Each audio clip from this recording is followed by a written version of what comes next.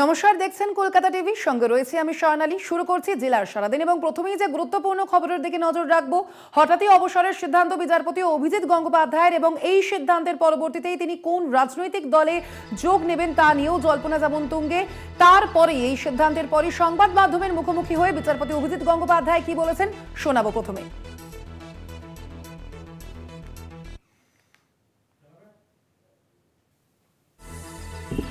বিচারপতির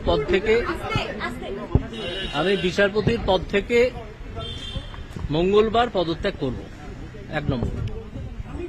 দ্বিতীয় হচ্ছে, আগামীকাল বিচারপতি হিসেবে আমার শেষ দিন। সেদিন আমি কোনো বিচারের কাজ করব না, শুধু কতকগুলো মামলা পার্ট হার্ট হয়ে আছে যেগুলো আমাকে রিলিজ করতে হবে আমার লিস্ট থেকে। কোনো অ্যাডজুডিকেশন নয়, অ্যাডজুডিকেশন আমি গত 7 দিন ধরেও করিনি, কারণ আমি ব্যক্তিগত কারণে ছুটিতে ছিলাম। তো কালকেও কোনো অ্যাডজুডিকেশন করবো না, শুধু মামলাগুলো আমার লিস্টের বাইরে করে দেবো। দিয়ে পরশু দিন আমি চিফ জাস্টিস, আমাদের হাইকোর্টের চিফ জাস্টিসকে মৌখিকভাবে জানাবো, এবং পরশু দিন আমি ভারতের রাষ্ট্রপতিকে চিঠি লিখে জানিয়ে দেবো। এবং সেই মুহূর্ত থেকে, যে মুহূর্তে আমি চিঠিটা পোস্ট করব, সেই মুহূর্ত থেকে আমার রেজিগনেশন কার্যকর হবে। এটাই কনস্টিটিউশন এবং কনস্টিটিউশন লয়ের প্রভিশন, সেইটা মঙ্গলবার হবে। তারপর আমি আপনাদের সব প্রশ্নের উত্তর দেব মঙ্গলবার 1:30টার সময় কোর্টে মাস্টারদা সূর্য সেন মূর্তির নিচে আমি আসব। আপনাদের সব প্রশ্নের উত্তর সেদিন দেব।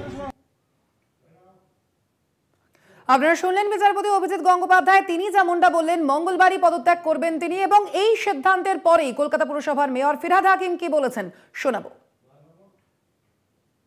যে বিচারপতির ওই আসন উনি যেটা অলঙ্কিত করছেন, কিন্তু যে কমেন্টসমেন্টগুলো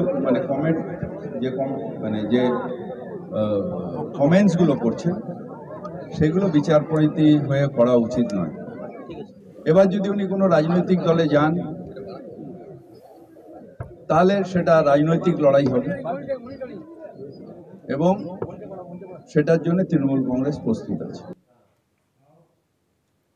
ইতিমধ্যে বিচারপতি অভিজিৎ গঙ্গোপাধ্যায় জানিয়ে দিয়েছেন তিনি এই পদত্যাগ করবেন এবং মঙ্গলবারই পদত্যাগ করবেন অভিজিৎ গঙ্গোপাধ্যায়। আপনারা শুনলেন ফিরহাদ হাকিম এ প্রসঙ্গে কি বলেছেন। এরপর আপনাদের শোনাবো কুণাল ঘোষ তারই পদত্যাগ সম্পর্কে কি বলেছেন। সমাজের অন্য ক্ষেত্রে বিশিষ্ট ব্যক্তি, বিশেষ করে বিচারপতি, এসব মানুষ যদি রাজনীতিতে আসেন, সংসদীয় গণতন্ত্রের রাজনীতিতে, এটা তো ভালো। এ ধরনের মানুষ আসা খুবই ভালো। মানে আমি স্বাগত জানাচ্ছি, শুভেচ্ছা জানাচ্ছি, এবং নতুন ইনিংস ভালোভাবে চলুক। কিন্তু বিচারপতি বলেই দুটো প্রশ্ন থাকছে, এবং যেটা হচ্ছে, এক, যে মুহূর্তে উনি কোনো দলে যোগ দেবেন, ধরে নেওয়া যায় সেটা তৃণমূলের বিরোধী কোনো দল, তাহলে ওনার এতদিনের অবজারভেশন, রায়, ওনার বক্তব্য, দৃষ্টিভঙ্গি সবটাই যে একেবারে প্রি প্ল্যান্ড তৃণমূলের বিরুদ্ধে বলে সেটা কিন্তু প্রমাণিত হবে। আর দুই হচ্ছে, যদি যে দলেই যোগ দিন সেখানেও দুর্নীতির অভিযোগ কারুর না কারুর বিরুদ্ধে আছে, সেখানেও কোনো অন্যায় কাজ ইত্যাদি, তো তখন তো উনি এইভাবে প্রতিবাদ করতে পারবেন না। ওনাকে তো তখন সেই দলের নীতি, সেই নেতাদের মেনে রাজনীতি করতে হবে। ফলে এগুলো নিশ্চয়ই উনি ভেবে করবেন। এবার আসবো পরবর্তী খবরে। লোকসভা ভোটে আসানসোল থেকে বিজেপির প্রার্থী ঘোষণার 24 ঘন্টা পেরোলো না, ভোট ময়দান থেকে পালালেন পবন সিং। প্রার্থী ঘোষণার পর লাগাতার আক্রমণ শানায় তৃণমূল। তার মিউজিক ভিডিওতে মহিলাদের বিরুদ্ধে অসম্মানের অভিযোগ তোলে শাসক দল। তারপরেই ভোজপুরি গায়ক নায়কের পিঠটান। প্রার্থী ঘোষণার 24 ঘন্টার মধ্যেই দলকে জবাব। আসানসোল থেকে প্রার্থী হতে পাচ্ছেন না, সব জানালেন বিজেপি প্রার্থী পবন সিং। তৃণমূলের লাগাতার আক্রমণে পবনের পিঠটান। এক্স হ্যান্ডেলে পোস্ট অভিষেক বন্দ্যোপাধ্যায়ের। শনিবারে লোকসভা ভোটের প্রথম দফার প্রার্থী তালিকা প্রকাশ করে বিজেপি। আসানসোল কেন্দ্রে বিজেপি প্রার্থী করে ভোজপুরি নায়ক গায়ক পবন সিংকে। 24 ঘন্টা না পেরোতেই কাহিনী মে টুইস্ট। একেবারে উল্টো পথে হেঁটে দলের নেতৃত্বকে কৃতজ্ঞতা জানিয়ে আসানসোল আসন থেকে তিনি প্রার্থী হতে পারছেন না বলে জানিয়ে দিলেন। পবন সিং এর মিউজিক ভিডিওর প্রসঙ্গ তুলে ময়দানে নেমে পড়ে তৃণমূল। পবন সিং এর ভোজপুরি গানের সূত্র ধরে গায়ককে বাঙালি মহিলা বিদ্বেষী আখ্যা দিয়ে সমালোচনায় বিদ্ধ করে তৃণমূল। मुझे तो ये भी नहीं पता है बिहार में हैं, कहाँ से हैं, या मैंने कुछ तारीफ सुनी है कलाकार सिंगर के तौर पे कि भोजपुरी फिल्मों में या कुछ जगह उनका, लेकिन मुझे नहीं पता है कि वो बक्सर से हैं कि वाराणसी से हैं, यूपी से हैं कि बिहार से हैं। আসানসোলে এমন একজনকে প্রার্থী করলো সেই পবন সিং, যিনি বাংলার মহিলাদের উদ্দেশ্যে অসভ্য কুরুচিকর মন্তব্য করে গান গেয়েছেন, মন্তব্য করেছেন। আমরা তার বিরুদ্ধে প্রতিবাদ করলাম এবং আমাদের এই প্রতিবাদ, আমাদের এই জনগর্জন এমন জায়গায় পৌঁছে গেল যে তিনি লেজ গুটিয়ে নির্বাচনের ময়দান থেকেই পালিয়ে গেলেন। সোশ্যাল মিডিয়াতেও একের পর এক পোস্টে পবনকে বেঁধেন তৃণমূল নেতৃত্ব। বাবুল সুপ্রিয় লেখেন, পবন সিংকে আসানসোল থেকে প্রার্থী হিসেবে দাঁড় করিয়ে বিজেপি প্রমাণ করে দিয়েছে যে তারা বাংলার মহিলাদের বিরোধী। গায়ক নায়কের গানের নাম কিংবা সিনেমা দেখলেই তা বোঝা যায়। মহুয়া মৈত্র এক স্যান্ডেলে পবন সিং এর ছবি দিয়ে লেখেন, ইনি পশ্চিমবঙ্গে আসানসোলের বিজেপি প্রার্থী, মানে বুঝতে পারছি না। সাগরিকা ঘোষ লেখেন, প্রধানমন্ত্রী বাংলায় গিয়ে নারী শক্তির হয়ে সওয়াল করেন, পরের দিনই বিজেপি আসানসোলে এমন এক প্রার্থী দেয় যার ভিডিওয় বাঙালি মহিলাদের বাঙালিওয়ালা মাল বলে উল্লেখ করা হয়। পবন সিং এর বিরুদ্ধে সুর চড়ান আসানসোলের মহিলারাও।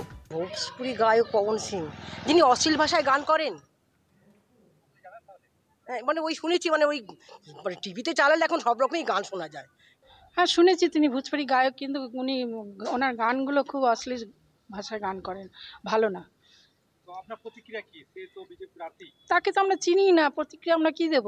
উনি এই যে ভোজপুরি গান করেন, যে সকল অশ্লীল ভাষায় গানগুলো করেন, আমরা সেগুলো পছন্দ করি না। তো উনি দেশের হয়ে কি কাজ করবেন? একের পর এক চাপে অবশেষে ভোট ময়দান থেকে পালালেন পবন সিং। এক স্যান্ডেলে বিজেপির সর্বভারতীয় সভাপতি জেপি নাড্ডাকে ট্যাগ করে লিখলেন, আসানসোল থেকে প্রার্থী হতে চান না। পবনের এই সিদ্ধান্তকে বাংলায় মানুষের অদম্য শক্তির জয় বলেই এক স্যান্ডেলে পোস্ট অভিষেক বন্দ্যোপাধ্যায়ের। আসানসোলে জয় অনিশ্চিত ধরে নিয়েই এসব বলছে তৃণমূল, দাবি বিজেপির মুখপাত্র শ্রমিক ভট্টাচার্যের। কোন শিল্পীকে আক্রমণ করেন তার শিল্প সত্তা নিয়ে, তার সৃষ্টি নিয়ে, এটা মনে হয় সুস্থ সমাজ গ্রহণ করে না। তৃণমূল হারের আগ হেরে গেছে। বিহারী বাবুকে দিয়েও যে এবার বৈতরণী পার করা যাবে না সেটা তারা বুঝতে পেরেছে। প্রার্থী ঘোষণা 24 ঘন্টা না পেরোতেই ইস্তফা ঘোষিত প্রার্থীর। স্বভাবতই চূড়ান্ত অস্বস্তিতে পদ্ম শিবির। কে হবেন প্রার্থীর থেকেও কিভাবে মুখ রক্ষা হতে পারে তা নিয়ে বিজেপির কপালে চিন্তার ভাঁজ। পবিত্র বন্দ্যোপাধ্যায়, উৎপল পাথরের রিপোর্ট, কলকাতা টিভি। এখন সময় একটা ছোট্ট বিরতির, ফিরছে আরো খবর নিয়ে, সঙ্গে থাকুন। লোকসভা নির্বাচনের প্রথম প্রার্থী তালিকা ঘোষণা করেছে বিজেপি। শনিবার 195 জন প্রার্থীর নাম ঘোষণা করা হয়েছে, যার মধ্যে রয়েছে বাংলার 20 জন প্রার্থীর নাম। মালদা উত্তর কেন্দ্র থেকে এবারও প্রার্থী হচ্ছেন খগেন মুর্মু। রবিবাসরীয় ছুটির দিনে প্রচার শুরু করলেন তিনি। কথা বললেন কলকাতা টিভির প্রতিনিধির সঙ্গে। লোকসভা ভোটের দিন ঘোষণা হয়নি এখনো, তবে শনিবারই 195 জনের নাম ঘোষণা করেছে বিজেপি। তালিকায় রয়েছে বঙ্গের 20 জন প্রার্থীর নামও। মালদহ উত্তর কেন্দ্রের প্রার্থী খগেন মুর্মু। রবিবাসরীয় প্রচারে নিজের প্রচার নিজেই শুরু করলেন তিনি। রীতিমতো দেওয়াল লিখে শুরু হলো প্রচার। 2019-এর লোকসভায় ওই কেন্দ্র থেকেই জিতেছিলেন তিনি। এবারও একই আসন থেকে প্রতিদ্বন্দ্বিতা করার সুযোগ পেয়ে দলীয় শীর্ষ নেতৃত্বকে ধন্যবাদ জানাচ্ছেন বিজেপি প্রার্থী। সাধারণ মানুষের কাছেও কৃতজ্ঞ তিনি। আমি সবচাইতে খুশি হয়েছি যে মালদা উত্তর লোকসভা কেন্দ্র এলাকার মানুষ যারা আজকে হচ্ছে যে গত 2019 সালে সাংসদ হিসেবে নির্বাচিত করবার ক্ষেত্রে আশীর্বাদ করেছিলেন, তারা আজকে দ্বিতীয়বারের জন্য আবার এখানে আশীর্বাদ করবেন। মানুষের মধ্যে সবাই ফোন করছিলেন যে কবে নাম ঘোষণা হবে, তো তারা সবচাইতে বেশি খুশি হবেন। মালদহ উত্তর কেন্দ্র থেকে নিজের জয় ছাড়া আর কিছুকে গুরুত্ব দিচ্ছেন না খগেন মুর্মু। ভোটের প্রচারে দুর্নীতি নিয়ে তৃণমূলকে বিঁধলেন তিনি। একসময় মানুষ তৃণমূলকে গ্রহণ করেছিলেন, যে পশ্চিমবাংলার মানুষের সমস্ত তাদের সমস্যা দূর করবেন, তৃণমূল কংগ্রেস কথা দিয়েছিলেন। একটাও কাজ করেননি, লুট ছাড়া কিছু করেননি। মানুষকে এখানে সব দিক থেকে বঞ্চিত করা ছাড়া কিছুই করেননি। দুর্নীতিতে পরিপূর্ণ হয়ে আছে তৃণমূল কংগ্রেস। সুতরাং তৃণমূল কংগ্রেস মানুষের কাছে এখন গ্রহণযোগ্য না। প্রার্থী তালিকা ঘোষণার আগে শোনা যাচ্ছিল মালদহ উত্তর কেন্দ্রে প্রার্থী বদল করতে পারে বিজেপি। তবে তালিকায় খগেন মুর্মুর নামই চূড়ান্ত হওয়ার পর তাঁর দাবি এসব তৃণমূলের অপপ্রচার।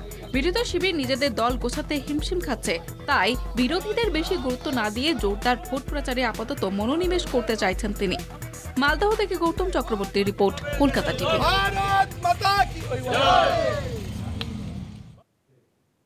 জেলার সারাদিনে এখন সময় আরো একটা ছোট্ট বিরতির সঙ্গে থাকুন। মুখ্যমন্ত্রীর প্রতিশ্রুতি মতো 100 দিনের কাজের বকেয়া টাকা পেতে শুরু করেছেন সন্দেশখালীর বঞ্চিত উপভোক্তারা। ইতিমধ্যে সন্দেশখালী 1 ও 2 নম্বর ব্লকের 24,000 উপভোক্তা মোট 13 কোটি টাকা পেয়ে গেছেন। ধাপে ধাপে ঢুকবে বাকি টাকাও। শেখ শাহজাহানের গ্রেপ্তারির পর শান্ত সন্দেশখালী। এবার 100 দিনের কাজের বঞ্চিত উপভোক্তাদের অ্যাকাউন্টে বকেয়া টাকা ঢুকতে শুরু করলো। মোবাইলে আসছে টাকা ক্রেডিটের মেসেজ। এক মেসেজেই মুখে হাসি বসিরহাটের 100 দিনের কাজের উপভোক্তাদের। বিডিও অফিসে পরিসংখ্যান মোতাবেক সন্দেশখালী 1 ও 2 নম্বর ব্লকের 100 দিনের উপভোক্তাদের অ্যাকাউন্টে ধাপে ধাপে ঢুকছে টাকা। সন্দেশখালী 1 নম্বর ব্লকে 18,631 জন উপভোক্তার অ্যাকাউন্টে 11,43,38,948 টাকা ঢুকেছে। টাকা পাওয়ায় খুশি উপভোক্তারা। মুখ্যমন্ত্রী টাকাটা পেয়ে, জব কার্ডের টাকাটা পেয়ে আমরা মানুষ বিশাল সংসার দিতে উপকার হচ্ছে, তার জন্য আমরা বিশাল আনন্দ, বিশাল খুশি আমরা। মুখ্যমন্ত্রীর প্রতিশ্রুতি মতো বঞ্চিত উপভোক্তারা টাকা পেতে শুরু করেছেন, এতে গ্রামবাসীরা খুশি। বঞ্চিত উপভোক্তারা টাকা পাওয়ায় খুশি বিধায়কও। যে 13 কোটি টাকা ঢুকে গেছে 2 ব্লকে, যে যার বেনিফিশিয়ারি অ্যাকাউন্টে। প্রায় 24,000 মানুষের অ্যাকাউন্টে টাকা, জব কার্ডের টাকা তাদের অ্যাকাউন্টে পৌঁছে গেছে। মানুষ খুশি এবং বাকি আস্তে ধাপে ধাপে এই টাকাগুলো মানুষ পাবে। আমরা আশ্বস্ত করছি মানুষকে যে জব কার্ডের টাকা কেন্দ্র না দিলেও রাজ্য সরকার তাদের ন্যায্য অধিকার পাওনা ঠিক টাইম মতো দিয়ে দেবে। ছিটে বেড়ার ঘরে কোনো রকমে মাথা গুজে বাস করেন সন্দেশখালীর বেশ কিছু বাসিন্দা। 100 দিনের কাজের পারিশ্রমিকের উপর তাদের সংসার খরচ অনেকাংশে নির্ভর করে। এতদিনে প্রাপ্য টাকা হাতে পেয়ে তাই স্বস্তির শ্বাস ফেলেছেন সন্দেশখালীর বাসিন্দাদের একাংশ। সন্দেশখালী থেকে সঞ্জিত চক্রবর্তীর রিপোর্ট, কলকাতা টিভি। জেলার সারাদিনে আজ এ পর্যন্তই। দেখতে থাকুন কলকাতা টিভি, রাত দিন 7 দিন।